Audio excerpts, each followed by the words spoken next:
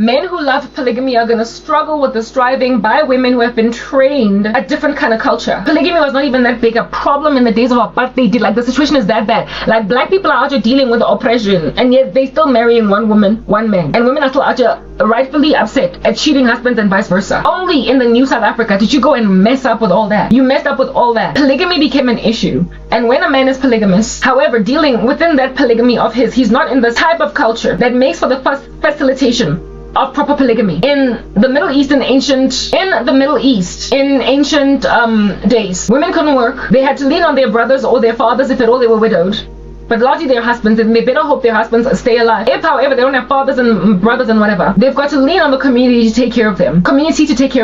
Women couldn't work. In a culture like that, women are happy to be married off in one marriage to one dude. Polygamy. It works in a culture where women have no other options. It works in a culture where women have no other options. That over there is the nature of polygamy. I really don't know what to do over here. Listen, I don't know.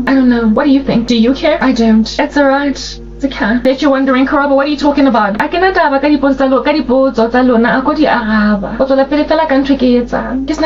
anything. You see, like, I don't know what's going on over here. What do you think? Do you care? Anyway, it's not working anyway. Listen, polygamy, as in, I know how to deal with stuff. Like, I know how to deal with stuff. And I be dealing with it. It's not gonna deal. Are you feeling distracted by all my activity? I'm also like distracted. There was a time when yes indeed, where polygamy kind of sort of low-key was acceptable. Not that it ever made sense. Cain was the first descendant of Adam and Eve.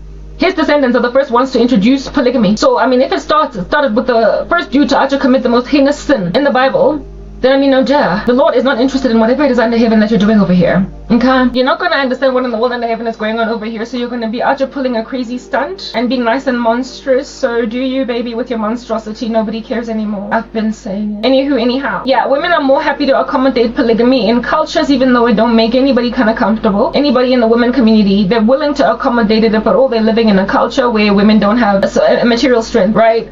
And when then women don't have material strength, and they are polygamists, but they're not regulated by laws of righteousness, essentially, they will also be abusive to the many women that they have housed in their particular courtyards. So therefore, only in righteous men within that polygamy is there safety amidst their millions of wives. But when then you mix polygamy with unrighteousness, it then presents many more problems. The heart of a man is deceitful above all things and desperately wicked. Who can know it? I knew it. I fixed the problem. Oh.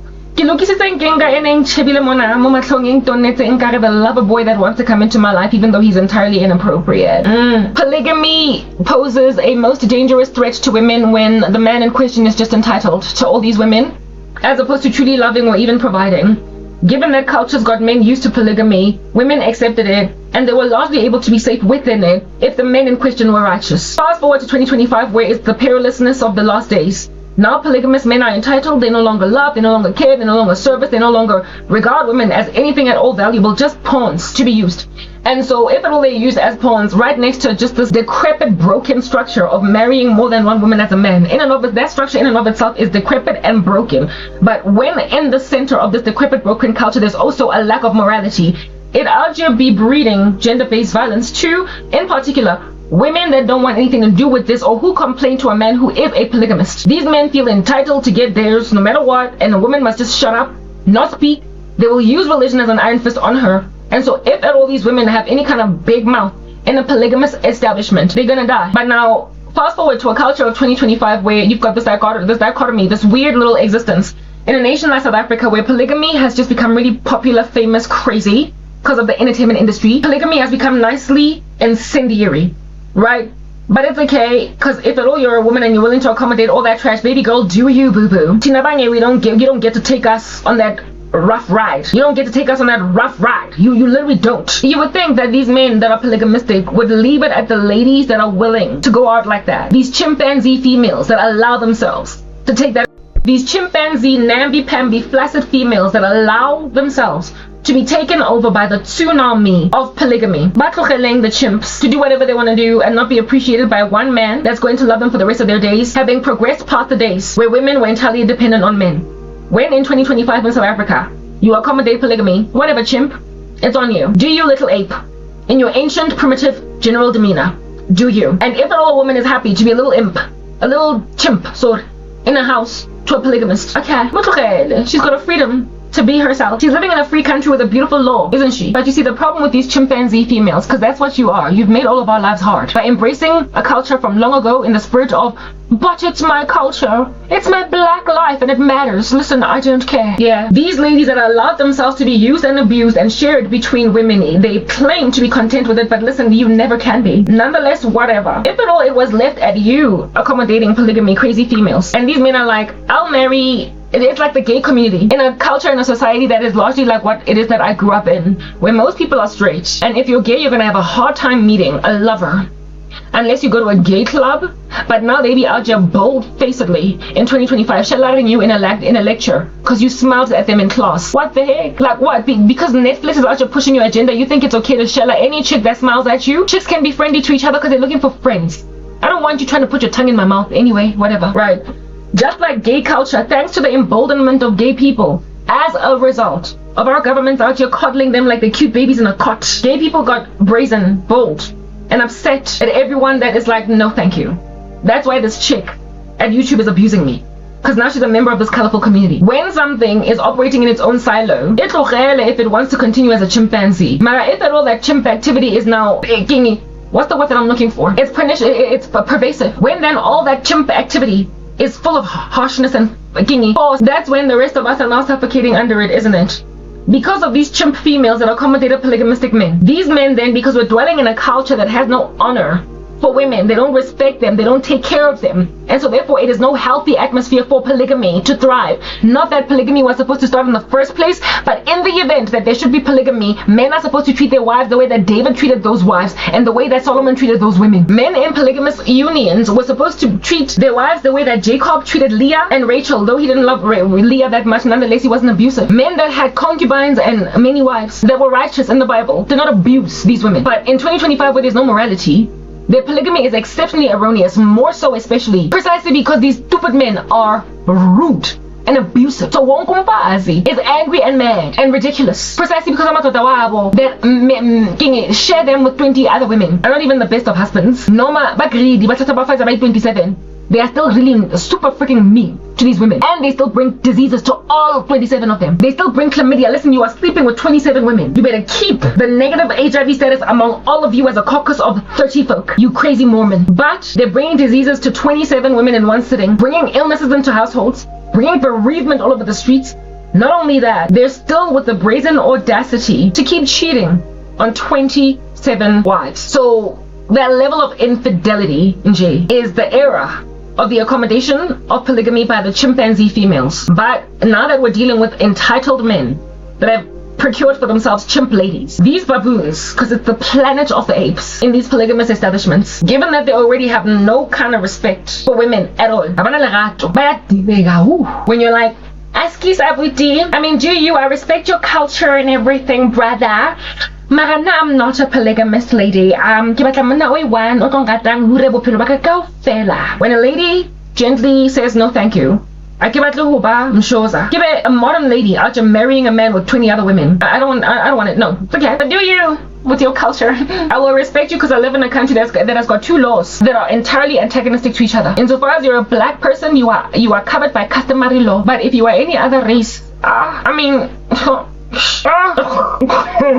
that's how they look at that. I don't even know how they litigate in court, having two different laws in this country that are diametrically opposed to each other. I don't know how they litigate. I don't know, but it's there. Anyway, whatever. We've got customary law and we've got English law, and English law influenced what we call the common law, and indeed it's that common because it applies largely to the country, and it's the one in which laws of things like murder, don't kill, don't steal, don't destroy, like your daddy the devil.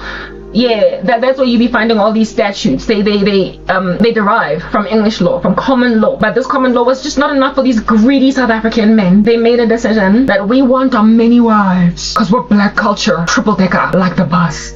Okay, very well. They want all their wives, and if at all this is what it is that is our law, fine, whatever, do you. Insofar as you're not going to step on my toes, and especially if, seeing as the supreme law of the country is the constitution of the nation, that any other, this is the whole thing, any other statute is subservient to the Constitution of the Republic of South Africa. Constitutional law is paramount to all these other laws. So if there is a clash of the titans pertaining interpretation of the law, whatever is in the Constitution takes paramount. It takes preference. This is what we're running with. So if the Constitution, anything in the Constitution is infringed, mistakenly so, because they prosper to make laws that antagonize each other, the Constitution wins. And that's why the Constitutional Court of this country is the highest court in the land, right next to the Supreme Court of Appeal. They're the highest courts. Can nobody go beyond them. You also cannot have a case litigated both at the Supreme Court of Appeal and the Constitutional Court. It's just that the Constitutional Court takes on constitutional matters, whereas the Supreme Court of Appeal is for all these other cases, type establishment thing. So seeing as the Constitutional Court of this country is the highest court of the land, it therefore also emphasizes the veracity of indaba yokuthi. If anything goes against the Constitution of this land, you lose. Dun, dun, dun, wah, wah, wah, wah. Okay, yeah, very well. Now that we've put that out there, let's then highlight indaba yokuthi. If at all you are to be infringing a woman's freedoms based on what they stipulated in the Constitution, you don't get to rock up with your nasty, gnarly, towed up from the flow up like tire treads in a vehicle that have been entirely worn out, so your car is just skidding all over the rain. You don't get to rock up with your tired, skid mucky customary law and quote that trash and win against somebody whose human right has been infringed on by your freaking customary law. Very well. Now that we've put that over there, let us then speak about this Msholozi disaster that slapped South Africa like a tsunami in Japan. Aribue. Kimo entertainment industry is trying to punt, proliferate, and push like it's a baby out of a belly or whatever. Customary law at the expense of the human rights of South Africans. Right? And this here is comprehensively ignored because our very leaders, our very presidents, our very government is more pro-customary law than they are even common law or the Constitution, despite the Constitution being paramount to all other laws in the country. Okay, I don't get it, but okay, carry on. Keep talking. We might reach an agreement. Alright,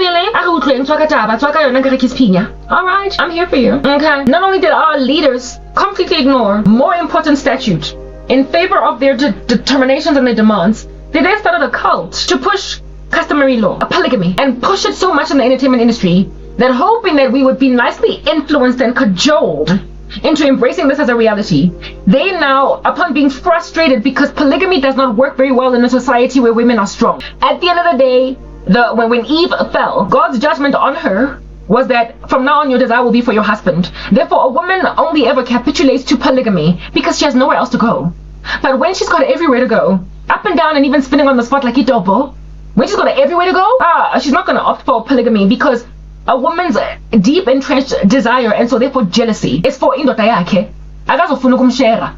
Mara epangakudla dog. I spoke about that in the last video in Maslow's hierarchy of needs and I expanded on it. If at all security affiliation, if I'm not gonna grab you and be weird and anomalous like a chimpanzee the way that Kimang was a chimp. The chick that passed away that joined polygamy and all of us were all confused. Mshoza, while there are chimps that are to make like Mshoza, even though you're perfectly able to take care of yourself, you nonetheless choose to be in a polygamous marriage. If these chimpanzee women want to do this, let them do it. It's on them. The Constitution gives you a right to a freedom of practicing whatever cultural nuance you might desire, believe in, whatever might be your religious affiliation. Do you? And customary law is rooted in a lot of traditional religion. So for those reasons, if you want to marry a man based on Ndabuguti, me, I'm a Zulu girl and I'm going to do what Zulu girls do. Marry Ushaka Zulu I want. No, I see 27. Honey, ain't nobody gonna give you any kind of grief. We won't even judge you. In a corner, we'll call you a chimpanzee, but largely we'll leave you be to fly like a bird. Okay? If then this here lady chica, this one anomalous chick is just that. She's an outlier. She's an outlier. She is on the far extreme of the normal distribution. She does not represent the majority. Most women desire their husbands. Most women want one man for one woman. Most women are actually gonna clap you in public when they find out you've been cheating. Most women want a man that is into monogamy. Whether or not men believe that this is feasible, bottom line is when you're unrighteous, you're gonna think trash. When you're unrighteous, you are going to cogitate trash all the day long and say stuff like, but I can't be with just one woman, until you get shown flames by men who can be monogamous because, I don't know, they're godly. Very well.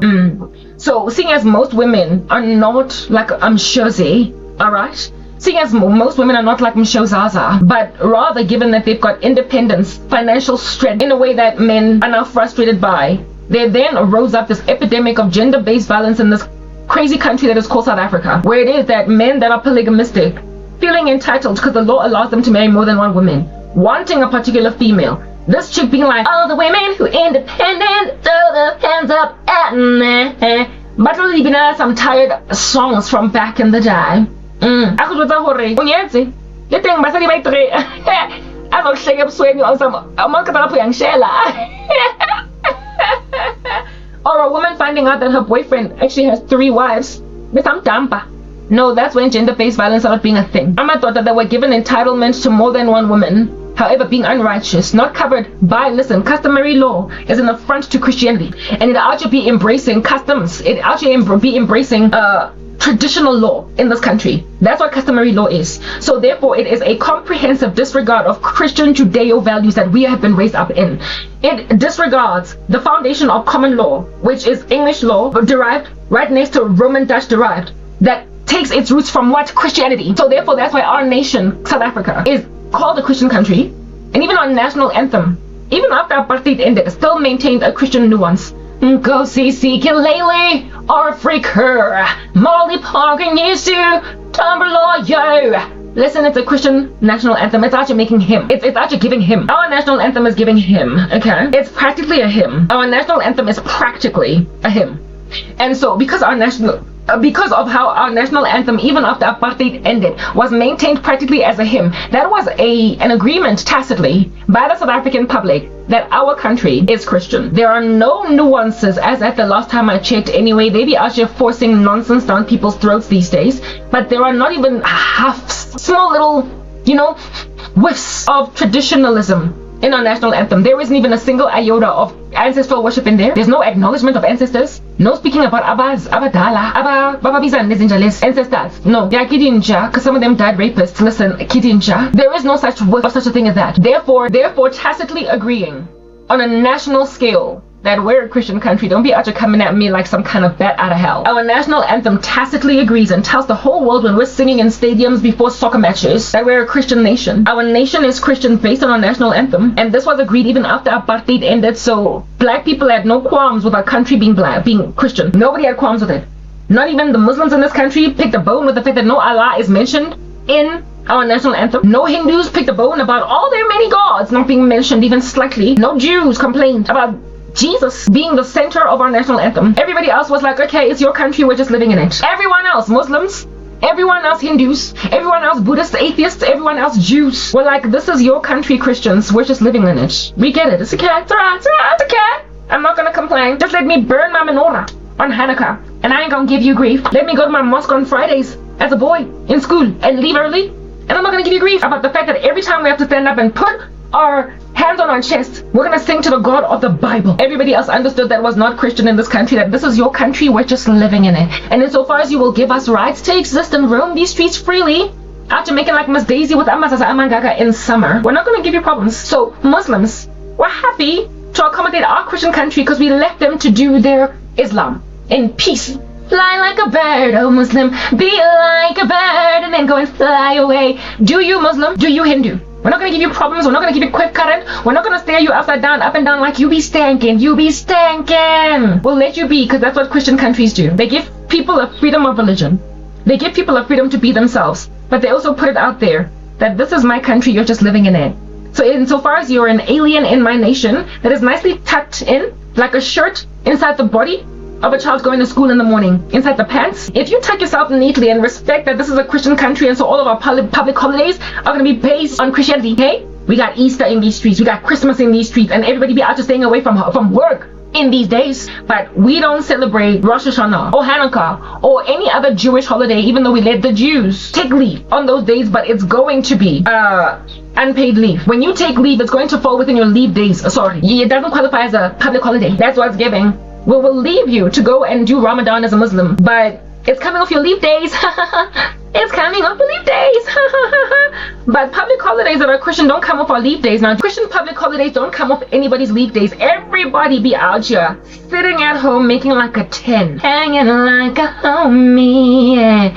Everybody hangs 10 in the Girata. On Christmas, on Easter, back in the day, we used to also have Ascension Day, but they canceled that. I don't know why. All these Christian holidays in the country, we stay at home from school everywhere, and nobody be out here eliminating one day from our leave because of being on public holiday in these Christian holidays. Listen, the nation has tacitly agreed that it's a Christian country simply because Jews' public holidays get taken off their leave. days, and so too do Muslims. We don't tell them you don't get to go to Ramadan or else, but we tell them you can go, but just apply for leave on the system and I'll let you, spend all your days over there doing whatever you want to do, baby. We know that that's a fact. We don't celebrate the holidays.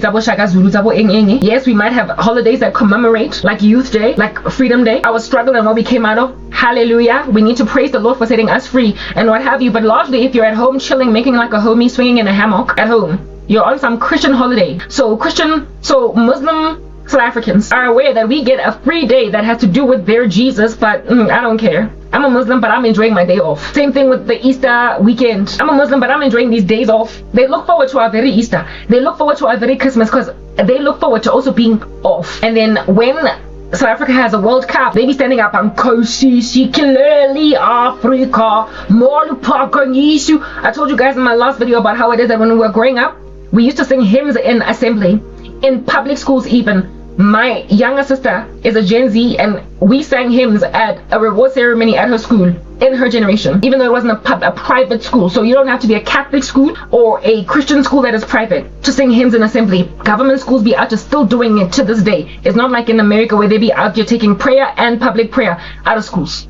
Hymn singing out of public schools. I don't know if they've ever since then changed their minds, but certainly as at the last time I checked, when my sister was in high school, which is not that very long ago, she's 24 today, Christian hymns were still being sung in assembly. And when I was on the come up, Muslim boys, Hindu boys, all these kids that belong to other religions in my school were not defiant in assembly, keeping quiet, unprepared to sing with us. They used to sing the hymns with us. As the deer pants for the water, so my soul longs after you. You alone are the one joy giver and the apple of my eye. I don't even know if they knew what they were doing, but what is true is that Muslims in assembly, when we were out here congregating to get, I guess, our daily fill of news for the week as to what's coming up in the school, they also sang hymns. Even though they were Muslim, Hindu, whatever, they were just singing in assembly. You alone are my strength, my shield. To you all, and I'm looking up because they're reading on the overhead projector. To you alone may my spirit yield. You alone are the real joy giver and the apple of my eye. I love you more than gold or silver. Only you can set. They be out just singing hymns to Jesus, being Muslims and everything. Look at you get evangelized. It's giving prayer in the mosque in the Middle East. It's giving dream and vision in the mosque, in the Middle East. Jesus out here meeting you halfway while you busy twerking to Allah or whatever. This is what used to happen in our schools. So Muslim kids that grew up in my generation know hymns. They know them. They recognize them because they chilled in assembly and sang them with us because they thought it was nothing, man, whatever. Growing up in a Christian country, out here, everybody just agrees that it's a Christian country, and if you want to join in hymn singing, join. If you don't want to join, no teacher's going to be whamming you with a rod on your back. Nobody's going to give you grief for refusing to sing Christian hymns in assembly because you're Muslim, because everybody had a right to a freedom of religion in this country. But if you join in, nobody's going to be like, what kind of a Muslim are you singing a Christian hymn? What kind? Nobody's gonna give you grief. That's what happens in a nation that is Christian. Everybody else, however, is just living in it. There is freedom to out here bop your head to Christian music, but you can also choose not to. And no one is gonna give you problems. No one. I spoke about that in my last video. Christian national anthem. KCC clearly freaker.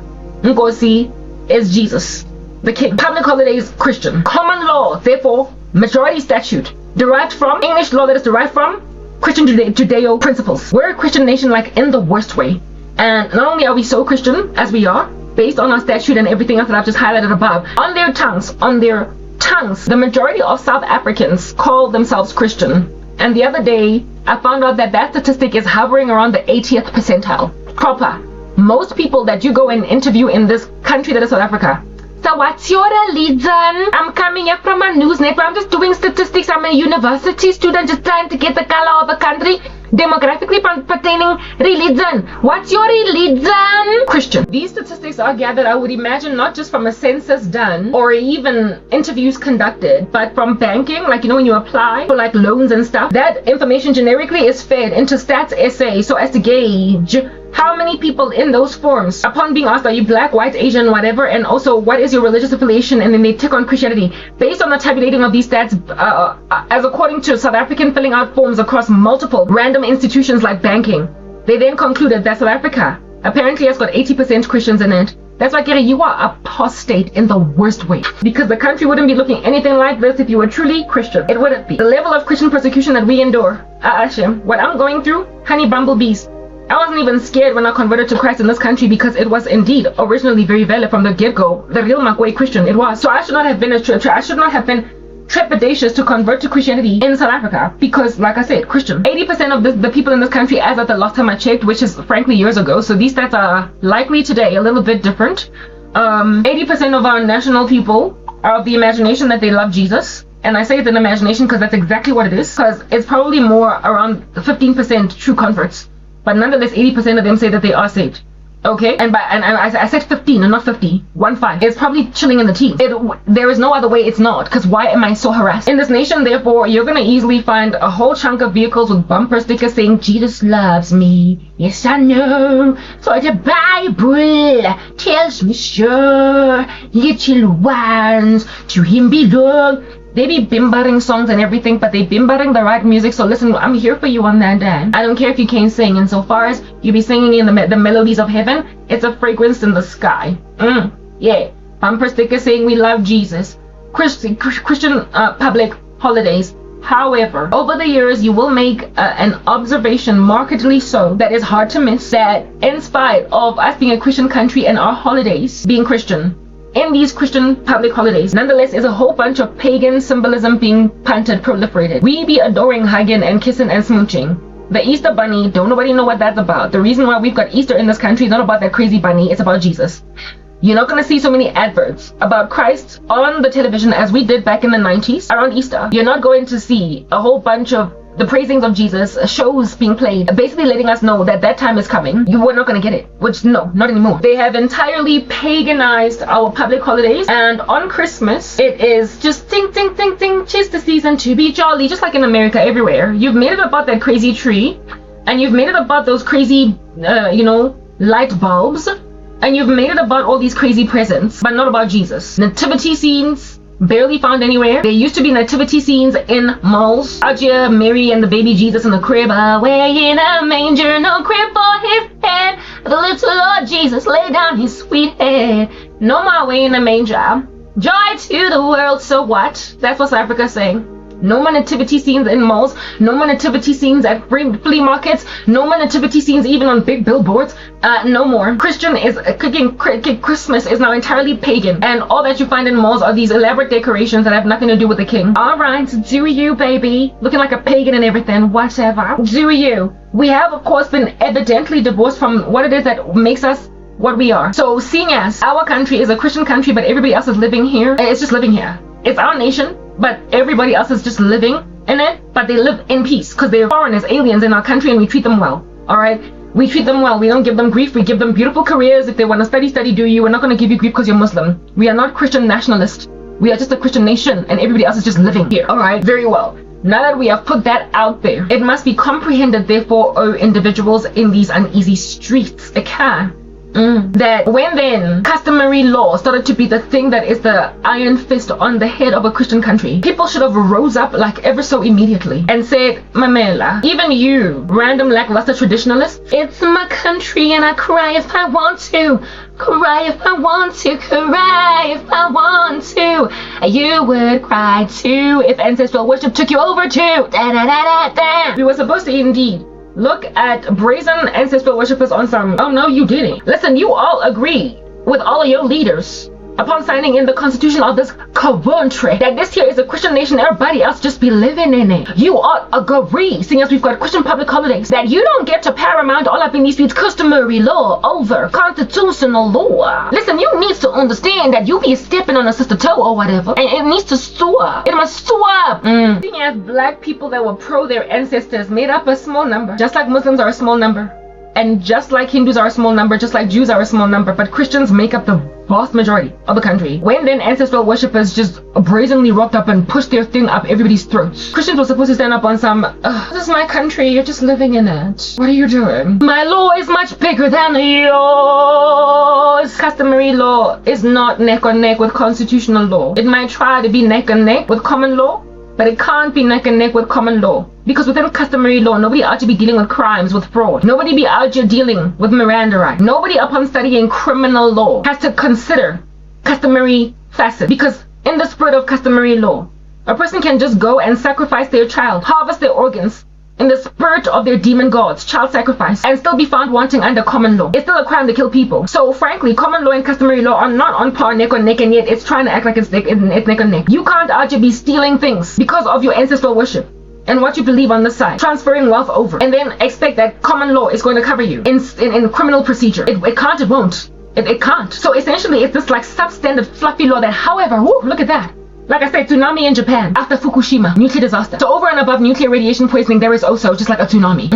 Yeah. How in the world did we get taken over like a tsunami in Japan? By customary law. Listen, nobody understands. And so bad is this customary law crawl up our skirts like a bad man with his grabby paws. It's so bad that recently they literally tried to table the infiltration of polygamy into the common law so that men and women married under the common law, one spouse, one man for one woman, can now take a second wife if they want to, because they just wanted to eradicate the just overbearing, very tiresome affair of getting a divorce and then marrying under customary law is also very exhausting. Marrying under customary law and then only take my second wife. They didn't want to do that. Men who got greedy somewhere along the way were just lazy to divorce their wives and then remarry those women and then take a second wife in customary law. So they tried to like worm this gnarly beast into common law. When does stuff like this start becoming a thing? Pagan worship. I feel like I'm King Josiah at this point. I'm bringing down your Ashereth poles and your queens of heaven. So you can understand how taken over by a tutu in Japan South Africa is now. I mean, we got our own beaches, so we got our own tsunamis here. Yeah. So you can understand how bad this issue is. Gender-based violence, it is a byproduct of this allowance, this louver. And they can't even deal with it properly in criminal procedure, precisely because of just how many ritualistic elements are involved in many of these GBV cases. You will remember how Sandile Manswe, being a South African citizen, able to have himself defended by a lawyer in our courts regarding all laws of this country to defend his client, Sandile Manswe. Apparently, allegedly, there are facets of his case that are barely mentioned in his court case, but they were so incredibly telling as to why he ended up killing Ukarabo. Apparently, allegedly, she was a sacrifice. Apparently, allegedly, this chick was ritualistically killed. What do you do with that? Because everybody has a right to this freedom of religion and everybody has a right to their culture and their customs. And if at all you kill a woman in the name of your gods, could you not then on that day claim, but I've got a right to a freedom of religion? You can't have these laws trespassing each other out, you're clashing like go-karts. You gotta get rid of the other because it is entire contradiction to the other. And whatever you get rid of is what your country is made from. But can you build the nation on the fragments, the bones, the skeleton of customary law when it's so freaking diabolical? No, you can't. Therefore, that customary law is unconstitutional entirely and it has to be gotten rid of. But you all ought to be loving your machine, don't you? Yeah, that shimmy wham, shimmy wham, yeah, that shimmy wham. To just eliminate. And you're standing for things that are infringing laws of South Africans. Not laws, but rights. You're standing on people's chests. You understand what I'm saying?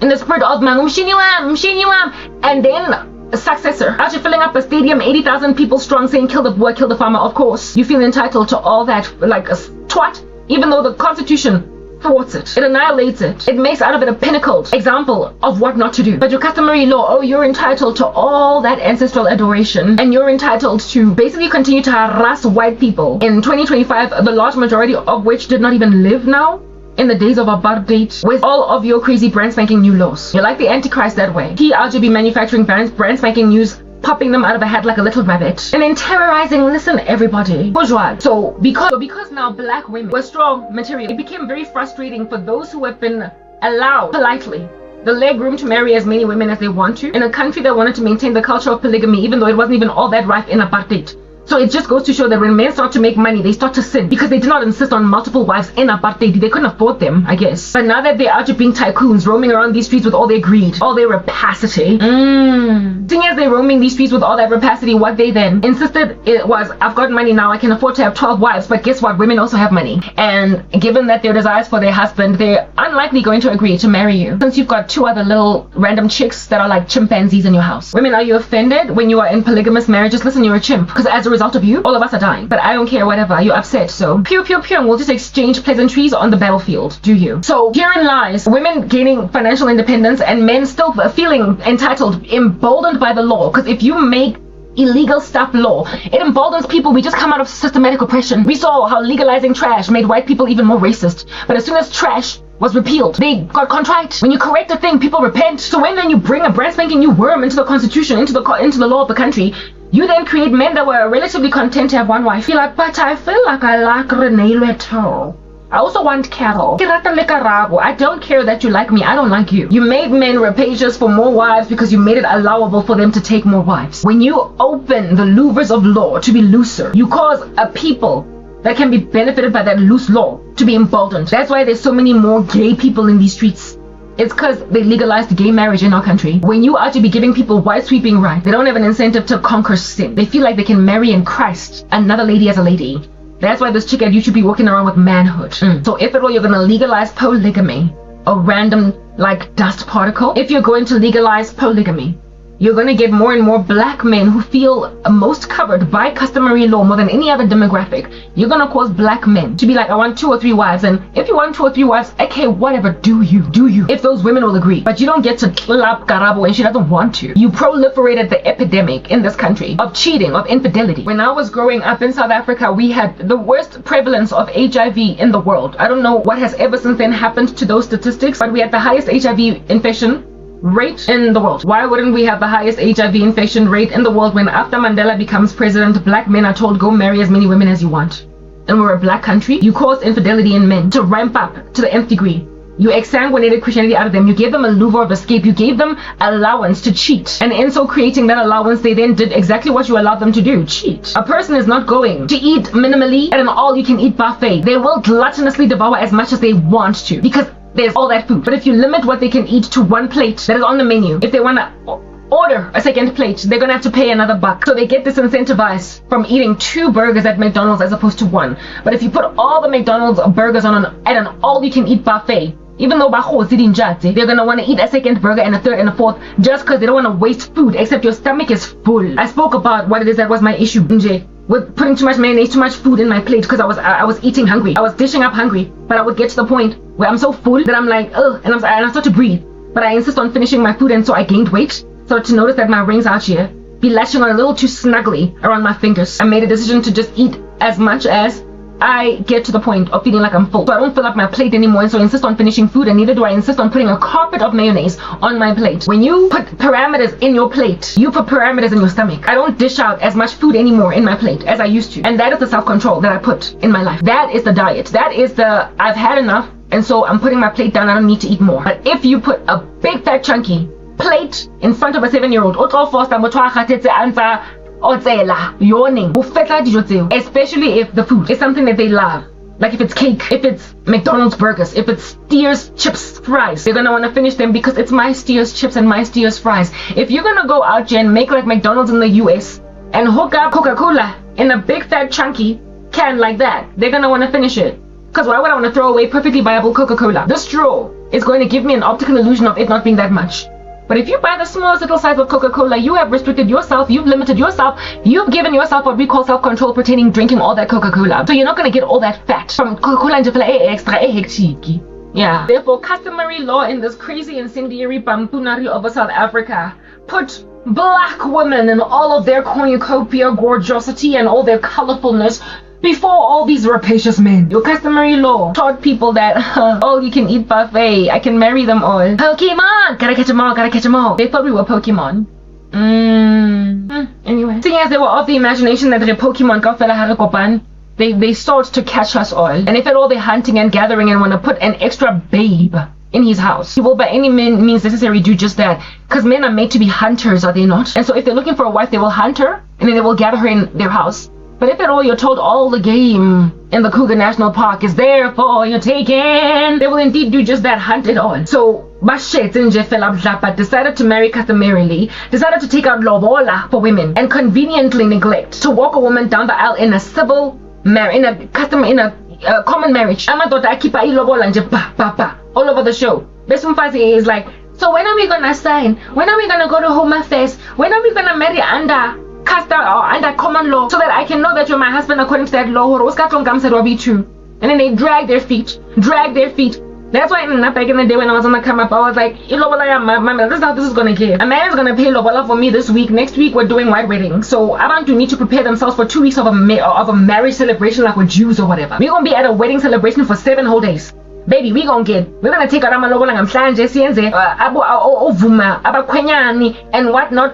Feel amabala, you later. Got traditional outfits last week. Next week Saturday, here comes the bride, all dressed in white. Here comes the bride, dressed in white. Yeah. I was like, ain't nobody out gonna be taking out the lobola for me, and 2 years later I am still yet to be married under the common law. Common law, keep a lobola, and that is how you are deemed as marriage. But in customary law, but in the common law, you sign ID, go home affairs, marriage under common law. That's what it's written down. So this dude, when he cheats on you, you can sue him for everything he has got divorced. But customary law, first and foremost, it just assumes community of property. And secondly, customary law puts a woman at the risk of yawning. Until it's that way, man. Hi, okay, so fly. So after dating Karabo for 4 years, I'm going to tell Malobolo because she gave him a child. Let's let my papa from Okatala logo and talk. He's like, yo, Ukarabo Minasegan Katasa. And then without too much of a red tape, no need for a divorce.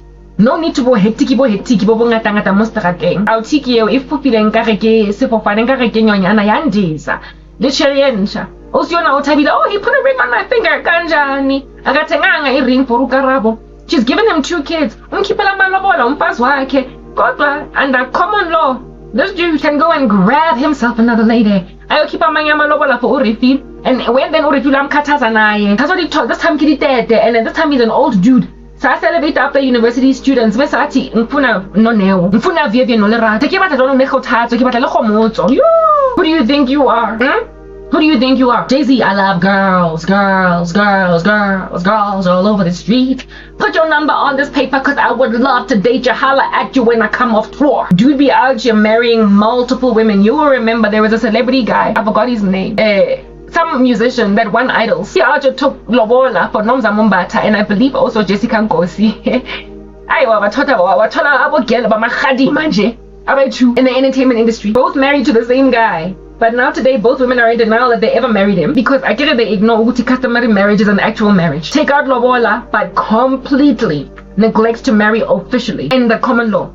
And so therein lies the loophole to be a polygamist. Ana mona no but that's in the damages a baby mama. Nida lobola.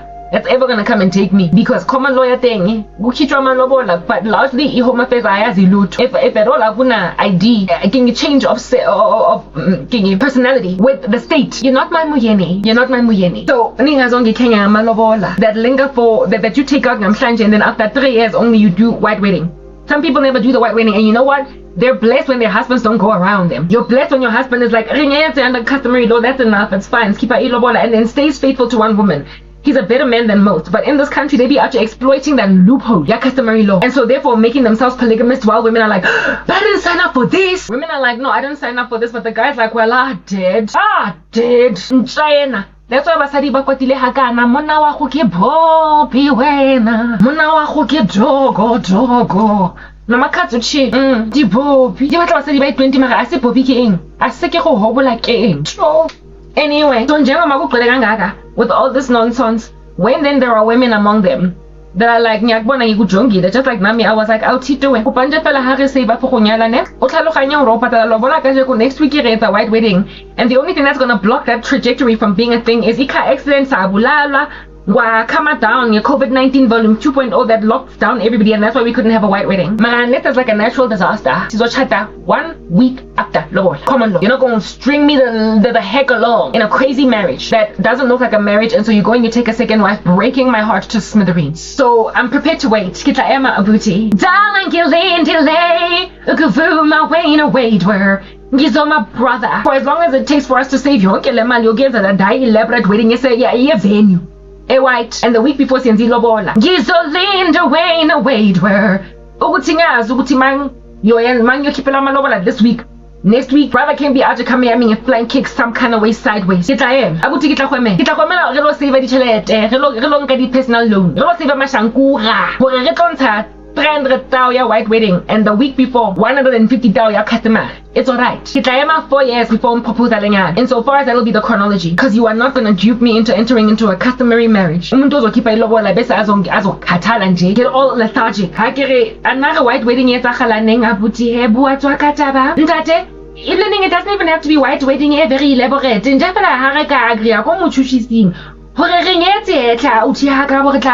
baby. Take it a baby. Lanka 20. No, unget jubile, unget desevele, and on Yabon. Ndigo jongile daughter. Ndigo jongile. Got to aga jongeki, lomunt no jongile. Jengoma umbubona, but he still beat you. Okay, it's anyway, so here in last customary law, women are now strong. And so because the Saudi are now strong, like an ox, materially, Amantota then got aggressive. That's the thing. They got aggressive. Because if at all there is a buffet of food put in front of you, and then there's like a little scone. If there is a buffet of food in front of you, but there's like a little scone over there, on some, I don't want to be eaten. I don't want to be chosen. I don't want you to eat me. I'm a special scone. I know who I am. I know I'm special. I don't do polygamy. I'm addicted to monogamy. When there is a scone with a ballad in its mouth, saying, I'm not here for the taking. Though by your government, I've been placed in a buffet with all these other pastries, I'm not here for the taking. I'm a special scone. This guy's gonna be like, yes, like wa. Alo shapa scone so kampa. Ansam yon tata, because you're on the buffet for me to devour. Sisters. These men got hostile and passive aggression towards independent women because they made like scones that sang a different tune in the climate of polygamy, and they started harassing us, they started slapping us. When we left them, they started killing us. When women in polygamous marriages back in the day stuck around with crazy dudes, because where am I gonna go? But now they're like, I don't want a man that's not a one woman man in a monogamous union. And if at all you're a polygamist, it's okay. Listen, do you? Then I'm willing to accommodate that. But then, do you, baby? I'm not one of them. Because I'm the special scone and I don't care that your crazy country that ignores its own law just so happens to have placed me in a buffet in front of you. I wasn't supposed to be here, but I am. So since I'm here and we're Funa, I then get to make my own independent decision as a scone. But then they then make a decision to put jail cells around the scone that I be. Listen, why are you doing all that? I'm a scone. I'm important. You don't seem to care for scones. Do you even like puff pastries? Do you have an issue with pastries at all? I see you. You've got issues with pastries. Well, I'm a scone, and I'm a special scone. And whether or not you put me in a jail cell, I'm gonna make like Michael Schofield and break out. Cause I'm a scone that belongs to Jesus. A scone that belongs to the King. I'm a beautiful scone from Christ. I'm a scone in the Lord. And so since I'm a scone in Christ, listen, do you with your jail cells and everything. I'm getting out of this anyway. Okay? Anyway. Like a smooth criminal. Woo! Out of here.